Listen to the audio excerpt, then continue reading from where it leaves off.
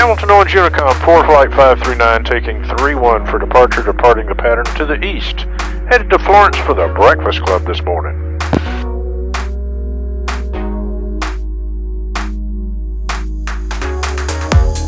Good morning, Columbia approach, 4 Flight 539. 4 Flight 539, you are radar contact 1 mile southwest of Owens. You can proceed on course to Florence, maintain VFR. Roger, radar contact, maintain VFR, and proceed on course to Florence. Thank you, sir.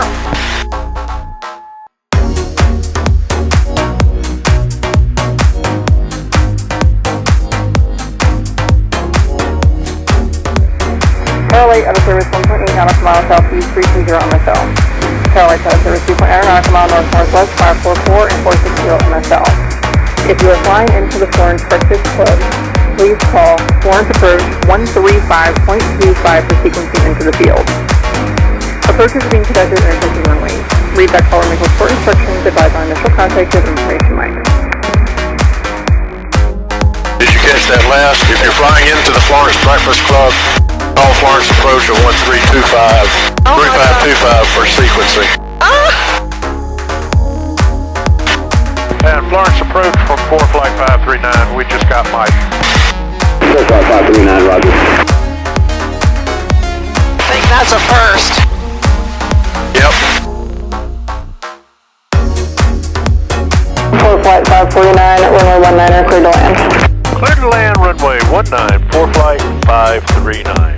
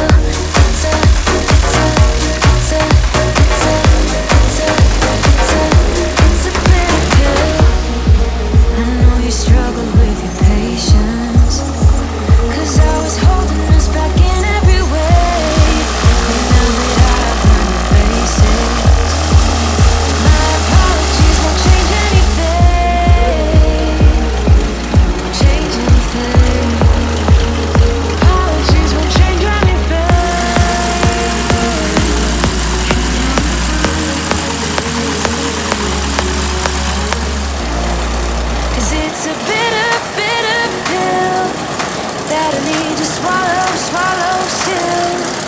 Can't believe that this is real. To be going on without you gives me chills. It's a bitter pill. It's a bitter pill. It's a bitter pill. Yeah, it's a bitter pill. Yeah, it's a bitter pill.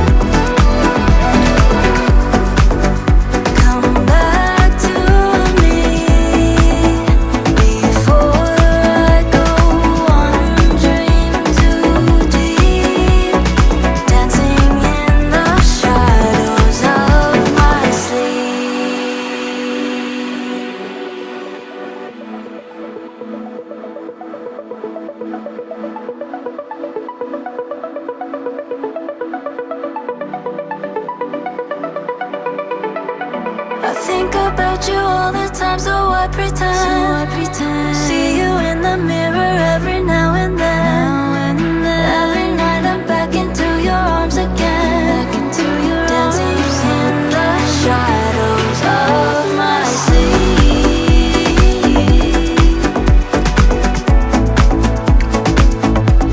I'm back into your arms. I'm back into your arms again.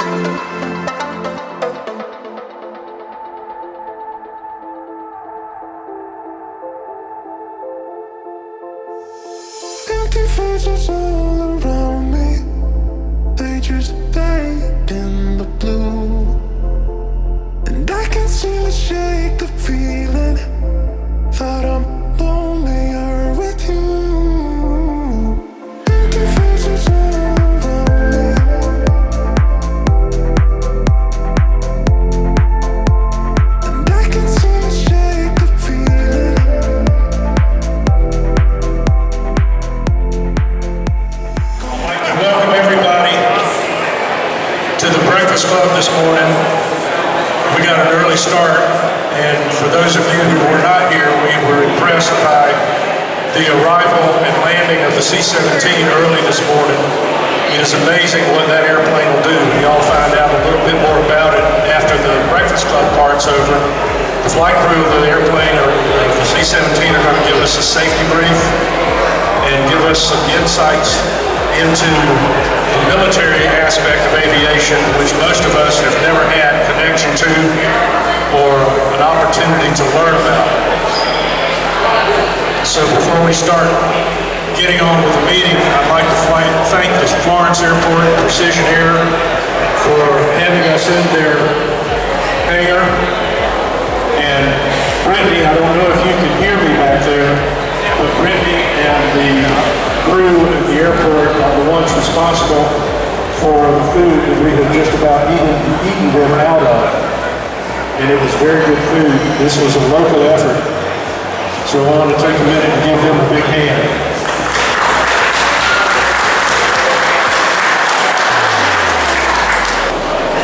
But I want to thank everybody for coming and ask. The first question we always ask is, who do we have here who have never been to a breakfast club before? That is great. And I know most of the flight crew have not been to the breakfast club before. So y'all got to raise your hands too. Y'all are now lifetime members. There are no dues, there are no bylaws, you can't get kicked out. This organization was started back in 1938 in Orangeburg, South Carolina, by a local businessman named Thomas Summers. Mr. Summers had an air crew, and he was looking for some time to spend with his daughter before church. So he and Sylvia would get in the air crew from Pickett Airport and fly to and have breakfast. About every other week, they'd pick a different airport. And before long, some of his friends found out what he was doing, and they'd call him up on Saturday night and said, "Hey Tom, where are you going today? We'll follow you and meet you there." And throughout that time, between 38 and now, it's been more or less every other Sunday that we've gone to a different airport. But every time we have a breakfast club meeting, it seems like we've got people who just heard about it or have never been to one. And this is probably one of the oldest aviation organizations that I know of in this country. So I want to thank all of you for coming, especially the first time. Y'all are now lifetime members. Let's give these guys a hand.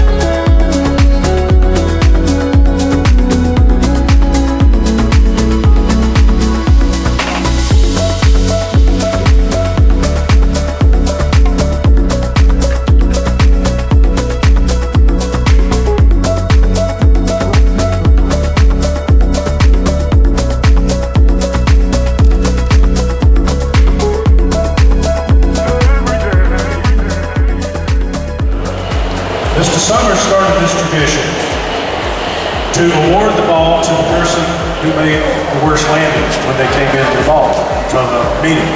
They'd have to sound the ball, take it home with them, and bring it back to the next meeting.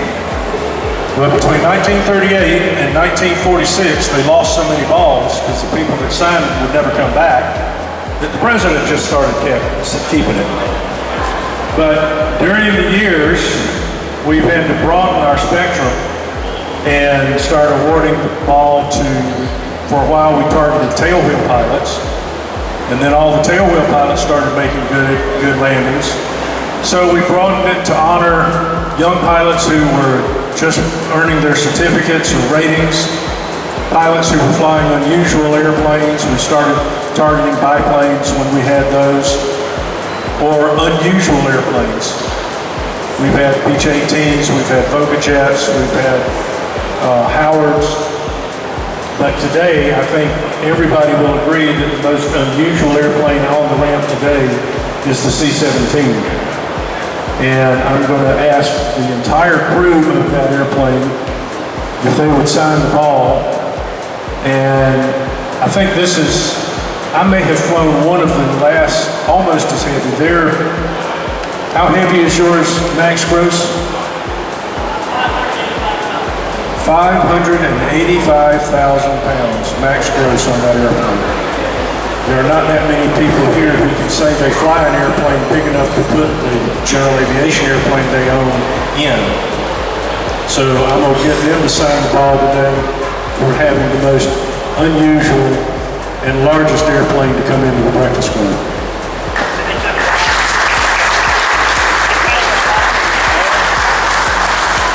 No hiding. Come on up. You had a hand in it. One of the things I wanted to bring up from these guys to give you some idea about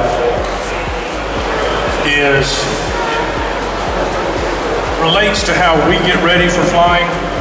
We all pre-flight our airplanes. We all go through pre-start checklists.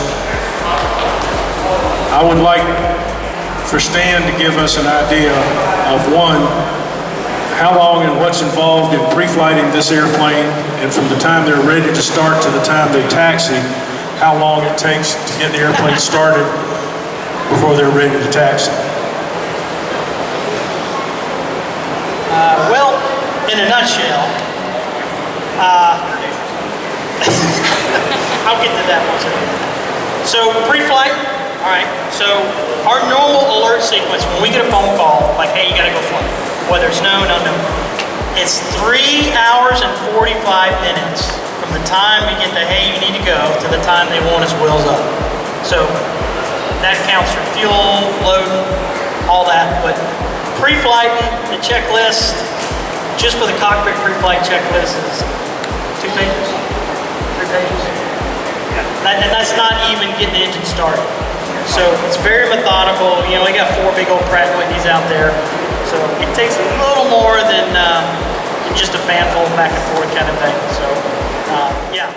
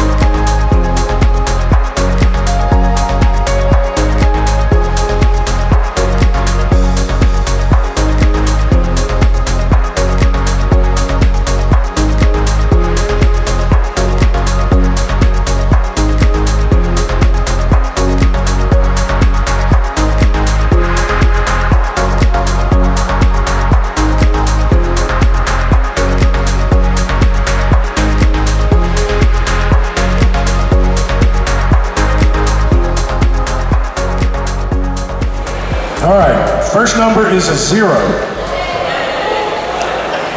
Second number is a 1. Third number is a 4. Now it's getting serious. Fourth number is a 3. Still in? Fifth number is a 7. Last number is a 0. Who's got 370?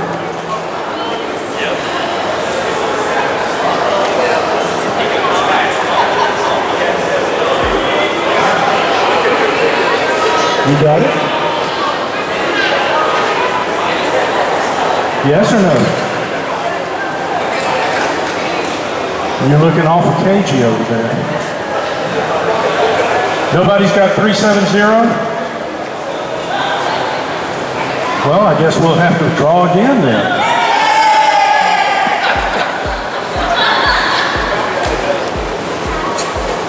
All right, the first three numbers are the same, 0, 1, 4. Fourth number's a 4.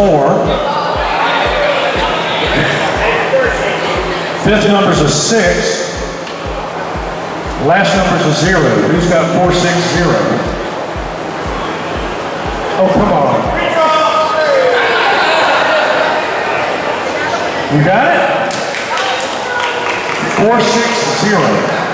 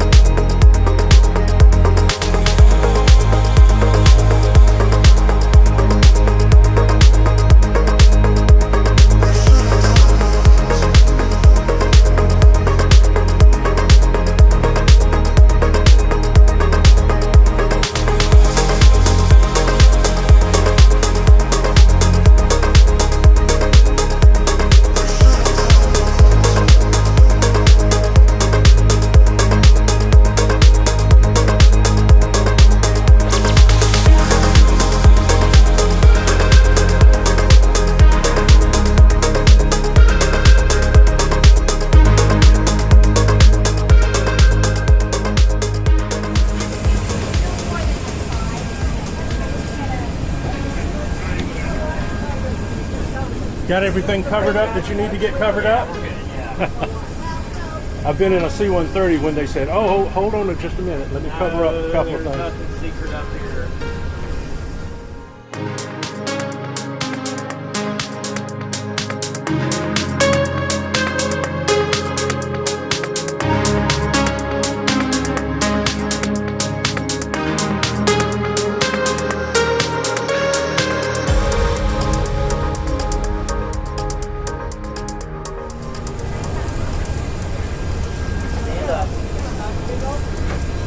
Bunk beds.